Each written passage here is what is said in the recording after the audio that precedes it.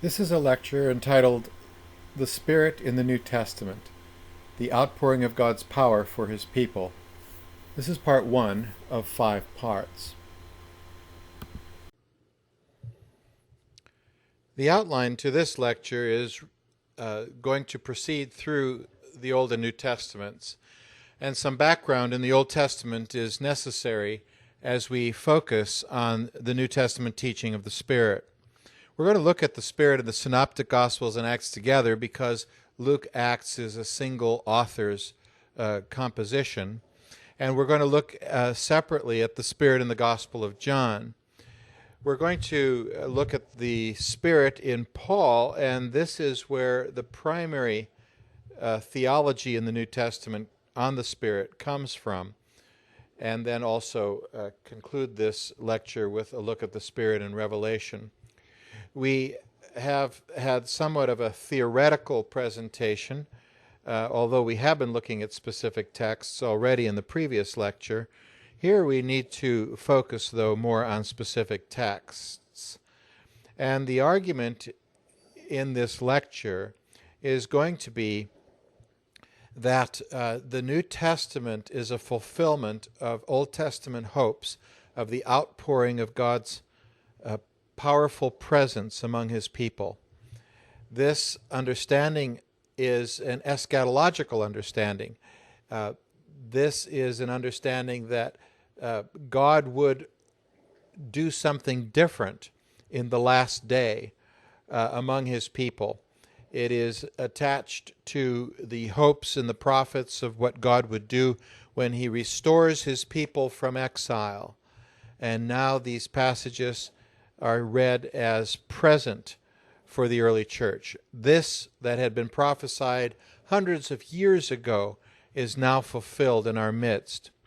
In other words, the early church saw themselves as God's Spirit people, people who had received the Spirit of God, and that in a way that distinguished them from God's people in previous times. Now there's continuity there, but certainly something different has taken place.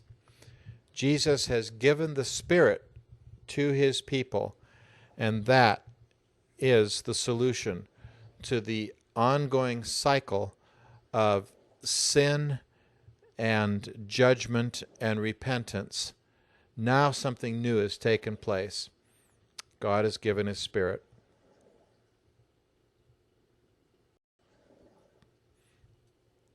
I mentioned that a study of what Paul says about the Holy Spirit is of particular importance in the New Testament. And so it's helpful to read a major work produced by Gordon Fee called God's Empowering Presence, the Holy Spirit in the Letters of Paul. He examines all the texts in the 13 epistles of Paul in the New Testament, book by book, in this work. And according to his study, he finds the 4 following themes in Paul. The point that I just made, the point of the eschatological spirit, is his first point. The Spirit as eschatological fulfillment. Secondly, the Spirit as God's personal presence. You see, the Spirit is not just a power, and it's not just, you might say, a dimension of salvation or a characteristic of God. The Spirit has personality, one of the 3 persons of the Trinity, as we come to say in Orthodox Christianity. The Spirit then as God's personal presence. Thirdly, the soteriological Spirit. And this is an important point because often Christian theology is represented in this way, that Jesus brought salvation and the Spirit is God's working in us for sanctification. And so a distinction is made between salvation and sanctification, and a distinction is made between Jesus in His work of salvation and the Spirit in His work of sanctification. But that won't hold in a study of Paul. And so this third point is the soteriological spirit in Paul's writings. And then the fourth point is a point about God's people, or ecclesiology, the spirit and the people of God. And again, coming back to my way of just representing this in a phrase, the Spirit is God's outpouring of His power on His people for the New Testament Christians.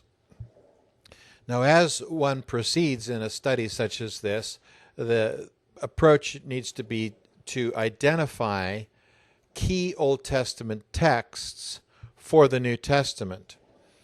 And so one could go wrong by doing a study that just looks at all the passages in the Old Testament and gives them equal emphasis. We should not treat all Old Testament texts the same, and we should not reconstruct a view of the Spirit on the basis of the Old Testament without looking along the view back to the Old Testament that the New Testament writers themselves have. And so, although we start with a look at the Old Testament, we're going to be focusing on some specific important texts, particularly those texts that emphasize the Spirit as God's eschatological, empowering presence for His people.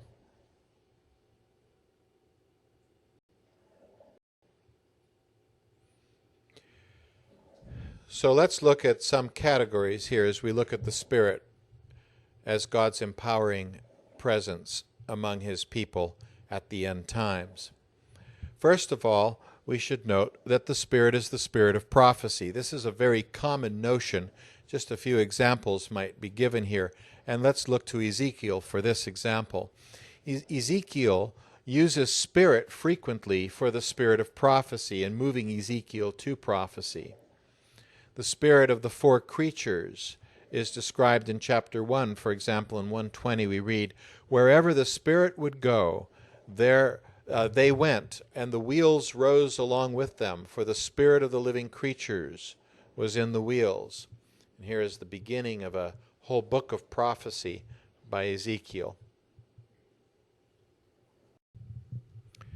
In one of the Jewish apocryphal books, Sirach, we read this in 48:12. "When Elijah was enveloped in the whirlwind, Elisha was filled with his spirit. He performed twice as many signs and marvels with every utterance of his mouth. Never in his lifetime did he tremble before any ruler, nor could anyone intimidate him at all. Nothing was too hard for him. And when he was dead, his body prophesied. In his life he did wonders, and in death his deeds were marvelous." So here we have the idea of what it means for Elisha to be filled with the double portion of the Spirit that Elijah had as drawn out here. And this is an example then of the Spirit, not only of prophecy, but a Spirit that could do these marvelous things. He not only spoke prophecies, but he did many signs, acts of miracles, as we know from the Old Testament. He was also fearless because of the Spirit of God. And a miracle took place, according to Sirach, in that his body continued to prophesy even though he was dead. In other words, these words weren't coming from him, but the continuing presence in his body of the Spirit of God.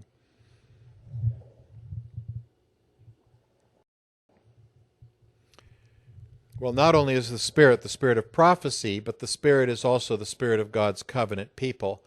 And this then gets at the connection between God's Spirit and ecclesiology, or the people of God. This is important, an important passage, because it's not only prophetic, looking forward, but it also looks backward. It makes the connection already to the presence of God's Spirit among his people Israel. And so we can't simply say that it's eschatological, that it's future for Isaiah. But again, the connection is between God being present among his people with the presence of his Spirit. God puts his Spirit within his covenant people, distinct from all other peoples on the earth. Isaiah 63, starting at verse 10. But they rebelled and grieved his Holy Spirit. Therefore he became their enemy. He himself fought against them. Then they remembered the days of old, of Moses his servant. Where is the one who brought them up out of the sea with the shepherds of his flock? Where is the one who put within them his Holy Spirit, who caused his glorious arm to march at the right hand of Moses, who divided the waters before them to make for himself an everlasting name, who led them through the depths? Like a horse in the desert, they did not stumble. Like cattle that go down into the valley, the Spirit of the Lord gave them rest. Thus you led your people to make for yourself a glorious name. God's empowering presence among his people.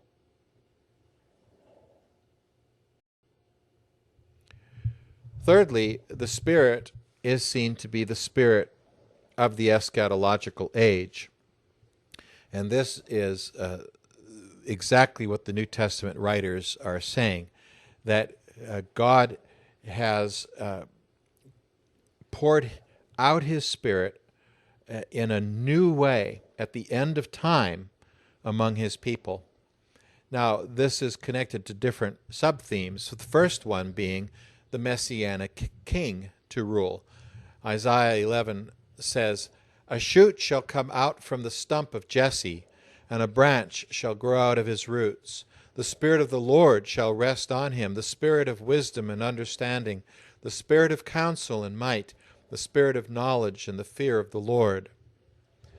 So the Messiah was to be the one on whom God pours out his Spirit.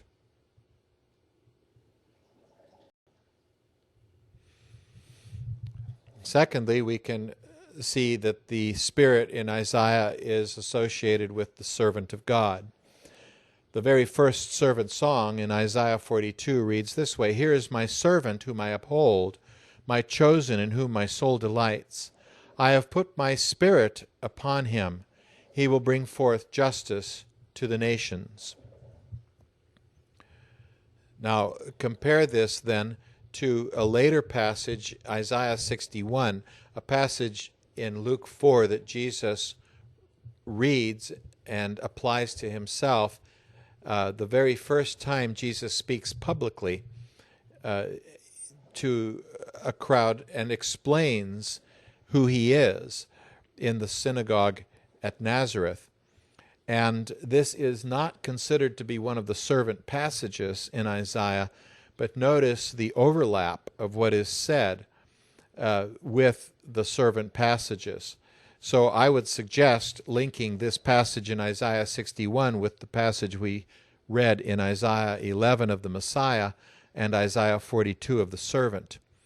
This is what we read. "The Spirit of the Lord God is upon me, because the Lord has anointed me. He has sent me to bring good news to the oppressed, to bind up the brokenhearted, to proclaim liberty to the captives and release to the prisoners, to proclaim the year of the Lord's favor and the day of vengeance of our God, to comfort all who mourn," and so forth. Well, thirdly, the eschatological idea of the giving or outpouring of the Spirit certainly is to be associated with the new creation. And to use Isaiah again, we have chapter 32 as a good example. "For the palace will be forsaken, the populous city deserted. The hill and the watchtower will become dens forever. The joy of wild asses, a pasture for flocks." Here's an image of the eschatological new creation. And then verse 15 says, "Until a Spirit from on high is poured out on us, and the wilderness becomes a fruitful field, and the fruitful field is deemed a forest. Then justice will dwell in the wilderness, and righteousness abide in the fruitful field.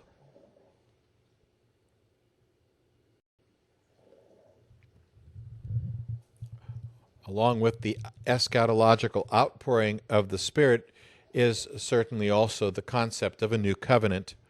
And in Isaiah, we could turn to chapter 59, verse 21, where God brings in his own righteousness for a sinful people, and he establishes his new covenant with them. This is my covenant with them, says the Lord. My Spirit that is upon you, and my words that I have put in your mouth, shall not depart out of your mouth, or out of the mouths of your children, or out of the mouths of your children's children, says the Lord, from now on and forever.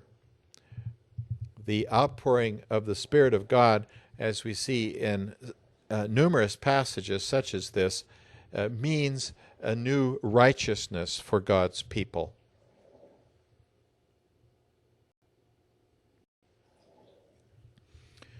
Moving from Isaiah to Ezekiel, we see that the eschatological spirit of Ezekiel is noted in a number of verses as well. The Spirit will establish God's people in righteousness.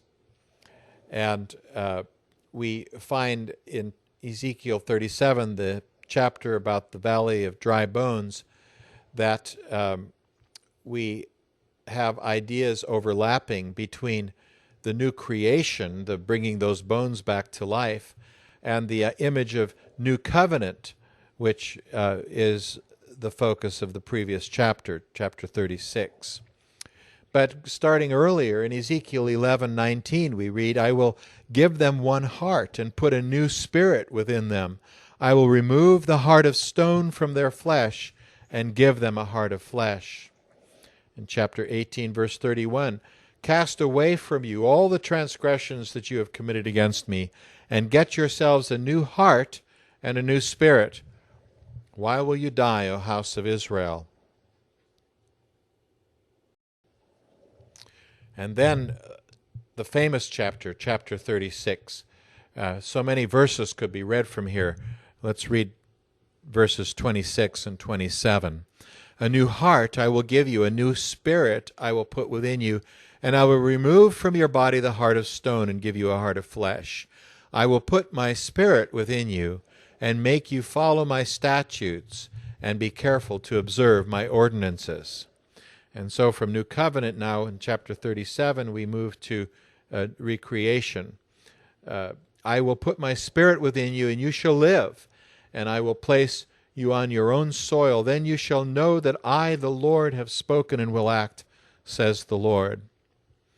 Ezekiel 39:29, and I will never again hide my face from them when I pour out my spirit upon the house of Israel, says the Lord God.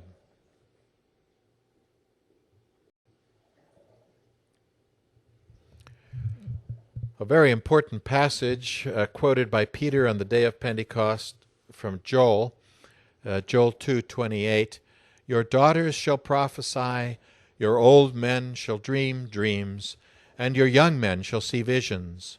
Verse 29, even on the male and female slaves in those days I will pour out my spirit. The same language of the spirit being poured out is used as what we saw in Ezekiel.